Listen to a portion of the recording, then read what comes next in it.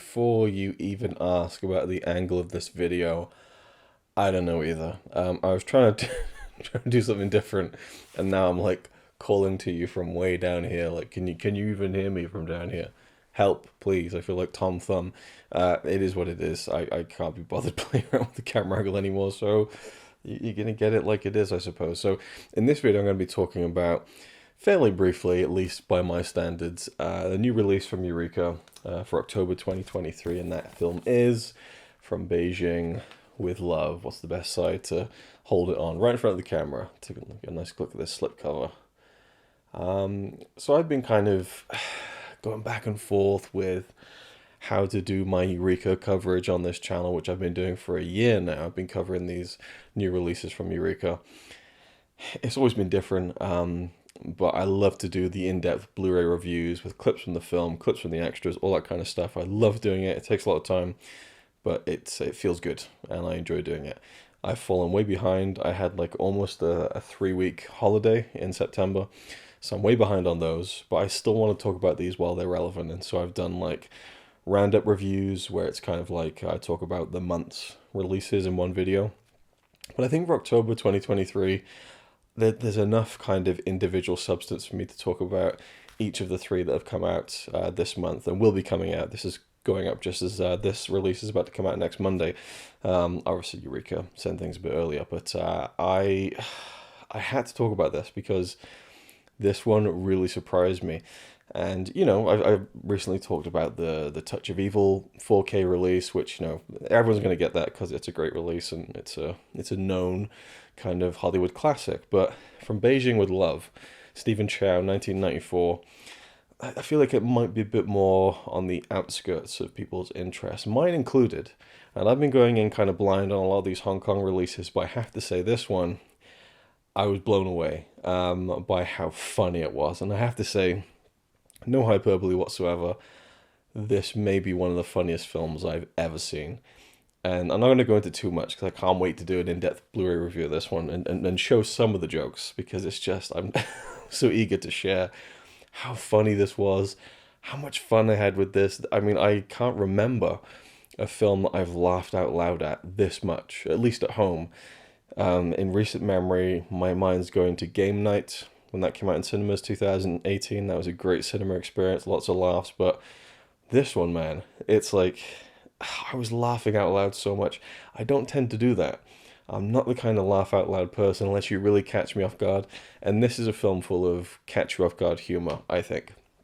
I mean, it's just, and it's violent, you know, it's absurdist. It's a James Bond parody. I should mention right from the get-go here. It's Stephen Chow as this reserve agent, they call him. They've run out of all their regular secret agents and they need someone, and he's just kind of like the dregs. He hasn't worked for a long time because he's not very good at his job, but they bring him in anyway, and you realize he's part of a larger plot to send in an incompetent secret agent for this particular story. And he gets teamed up with this woman who is great as well. I don't even know her name. See, this is where like I'm so fresh to the film. I haven't gone into the commentary or anything yet, but all I know is Stephen Chow plays and also KK Wong plays the very significant part in the film, shall we say. And I like KK Wong. And Stephen Chow is a name I've heard of. You know, I think it's Shaolin Soccer and Kung Fu Hustle, which kind of broke out into the kind of wider audience and stuff. I know the Kung Fu Hustle was a film, and even Shaolin Soccer that a lot of my friends were like raving about when they came out in the early 2000s, but I've never seen any Stephen Chow before. He may have appeared in a couple of films I've seen before, but I wouldn't have kind of recognized him. He's great. I think his comedic sensibilities are fantastic, but this to me is less a James Bond parody, more of a kind of like Naked Gun movie. It's like a Hong Kong Naked Gun movie.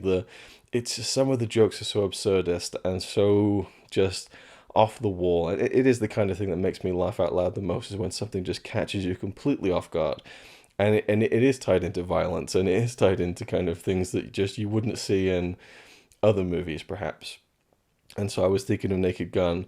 I was thinking of James Bond, obviously, because it's a huge like James Bond influence. And I love how if a film can make you laugh, if a film is a comedy and it makes you laugh in the opening frame of the film, which this one very much does, you're onto a winner.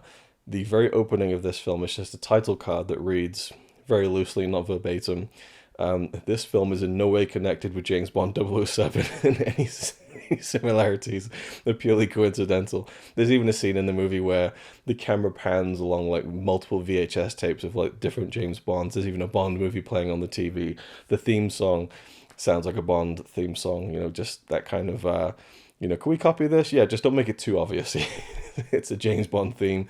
We have the opening. I think there's a shot on the back of the Blu-ray of the opening credits, which very much lampoon the opening kind of classic Bond credit sequences. But it was just, I don't know, there was something about it that I absolutely loved, and it was over far too quickly for my liking. It's like an hour and 23 minutes. 83 minutes. I could have sat for another hour or so. Like, I just loved everything about this. It was fantastic. So I would again, I know people are going to get Touch of Evil. I know people are probably going to get Pandora's Box, but like, maybe consider this. I don't know. I would just recommend it if you're a comedy fan, and if you like foreign films, and if you like again, Naked Gun. It's not as like gag a minute or gag every 20 seconds as Naked Gun, but certainly there's like the physical stuff, sight gags. There's like a lot of verbal humor, which I think they managed to get across quite well in the subtitles. I'm sure there's stuff that's still lost in translation, but there was some decent kind of wordplay going on there and things like that. A little bit of fourth wall breaking, not a huge amount, but also it reminded me of Spy Hard, obviously another Leslie Nielsen classic. But yes, there's all bits and pieces in there, but I just think it was also in its own way unique, and I just absolutely loved it. The transfer is fantastic. This is feels like it was a 4K. It just says 1080p restoration. Normally, they will tout 2K, 4K, but this looked like phenomenal. Like, it's just so great that we get films like this that I've never heard of before, ever. And to get such a nice Blu-ray of it, gorgeous slipcover. I think there's an original inlay on the inside and stuff, but that's pretty much it. The extras wise, if anyone is interested, there's a commentary from Frank Jiang, of course. But there's also, and this is, if I can find it on the shelf. Yeah, so this was the I've now set up kind of a Hong Kong section for my collection in these two shelves, which is why I was trying to get a decent camera angle to show it off, but it just didn't work. Recently we had Burning Paradise, a Ringo Lam film, and KK Wong plays the villain in this. And in the commentary, Frank Jiang talks about how he did an extensive interview with KK Wong for this release, but they didn't have the time to include it. So it is actually now included in this release, because KK Wong also appears in this. But they've done you one better than that. There is a 50-minute interview in this with KK Wong, filmed exclusively for this release, that is all about his career and about Burning Paradise. And then there's also a separate 24-minute, I think, interview with him talking about his role in this film. So you're getting like an hour and almost, hour and 15 minutes with KK Wong on the Blu-ray extras, which is fantastic. And there's an archival interview with the co-director of the film, Lee Lik-chi. So there we go. Beijing with love. I just couldn't recommend it highly enough. It really surprised me. I'd heard it was funny. I'd heard that Stephen Chow was very funny, but what can I say? It just, when a film makes me viscerally react like that, it's usually in an emotional way, but this was just so gut-bustingly funny. It just worked for me. It might not work for you. It's silly humor, to be sure, but I thought I would kind of give it the recommendation for any comedy fans, because I think this is for me a hidden gem that I'm really glad that I saw. So thanks for watching, hope you enjoyed, and I'll see you in the next one.